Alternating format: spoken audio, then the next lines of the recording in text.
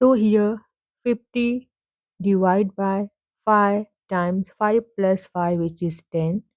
So 50 divide by 50 which is 1. But this is the wrong value because according to order of operation which is PEMDAS,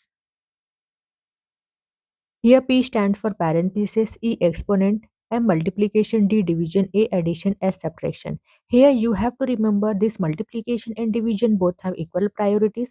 Therefore, we go from left to right. Same applies for addition and subtraction. So here first we'll solve this parenthesis part, means the bracket part. So 50 divided by 5 times 5 plus 5 which is 10. Then as you know division multiplication both has equal priorities, therefore we go from left to right. First we'll solve this part. So 50 divided by 5 which is 10. So 10 times 10 which is 100. So this is the correct value for this expression.